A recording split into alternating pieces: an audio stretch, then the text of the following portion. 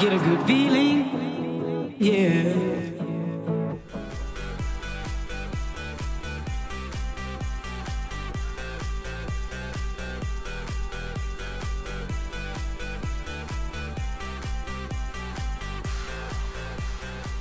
You know, just like the whole language barrier, that'd be kind of scary, you know, like whole new environment, new people, and then on top of that you don't even know what you're saying. So that's kind of scary and intimidating, but the new experience kind of trumps that a little bit.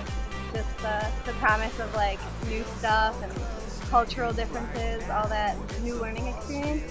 You know, just trying to get used to the environment and stuff, because I know the way we speak in English out here in America is different than how they speak out in Britain and how they speak out in New Zealand and stuff. So I mean, all that adds up to different ways, but it's actually fun though, I'm not even lying to you, you know, it's good. It's an experience on its own and stuff. I've been in the States for 5 years. Before that, I actually lived in Saudi Arabia my entire life. I still live there.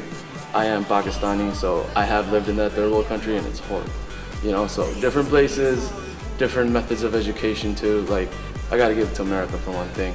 The education that they have is amazing. It's just a big city, and I'm wondering if I'm going to be able to speak the language and interact with the people in the way I'd like to, and really see the real Rome. Yeah. Well, my primary concerns were, of course, my family. I went as a sophomore, so I'd been away from home for my freshman year.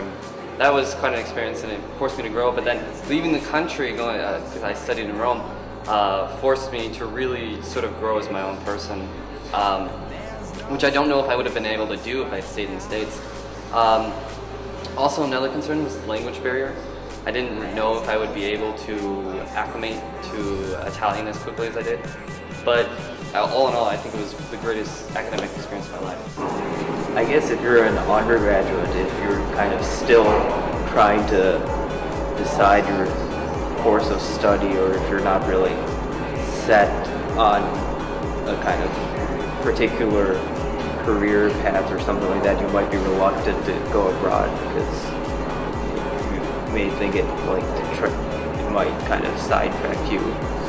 But other than that, I don't think there are really any downsides to studying abroad.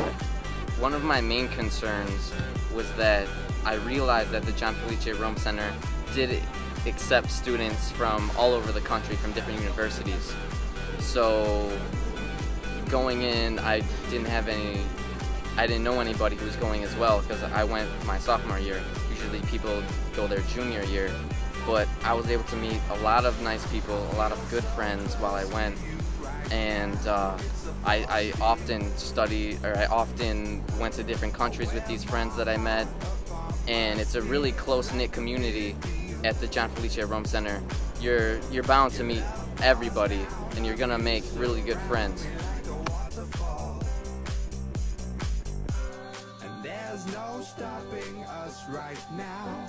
I feel so close to you right now. Yeah, I definitely would. I definitely would. Oh yeah. Yeah. Oh yeah, absolutely. Definitely. I mean, it all plays out.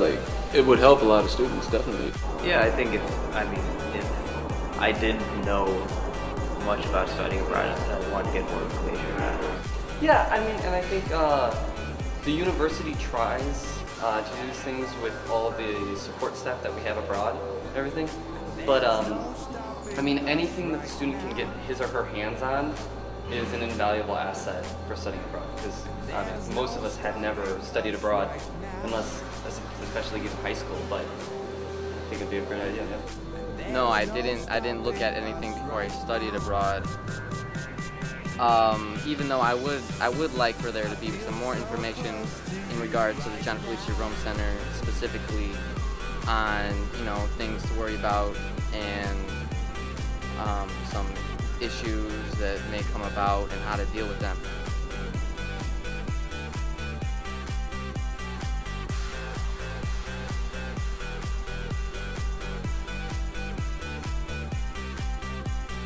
Yeah, big company is not as personal, where students have that first-hand experience, more relatable, and I don't know, anything you read has to be able to relate back to you and not just some broad point of view. Well, that's the thing. There's a difference in having a traveling book, something like the best ways to see Spain, as opposed to having something geared specifically to students. So while some books are good for traveling abroad, living as a student abroad is a completely different experience, I think. So firstly, you have to be concerned with economic factors. Secondly, you're not there just to have fun. That is a big part of it. But you're also there to learn things. And I think books geared towards students can help open up the process. So especially for someone, I was in ancient history, if we have the Oxford Archaeological Guide of Rome, was kind of a weird way of supplementing all of the things like all the travel books, but it allowed me to access, in an academic standpoint, the importance of the places that I've seen, which I think a book for students would be very different than a book for, middle-aged 40-year-olds who have this nice excess income, which I know I didn't, so that would be nice, yeah. Yes, I think so, because they've been through it and they know what's going on and they know the little secrets, so I think that would be amazing. I would have liked to learn other students' experiences in Rome, at the Rome Center. I didn't really have a chance to meet anybody who has been at the Rome Center and kind of express their feelings or how they enjoyed it, or what they would have done differently, or if they would have traveled more, traveled less, learned the language. I feel I would have been better prepared. I would have had a plan, knew exactly what I was going to do going there, and I didn't have to, spend some time deciding on things that weren't necessary. What is the truth? What is the truth? What is the truth? What's the truth? What is the truth? What is the truth? What is the truth?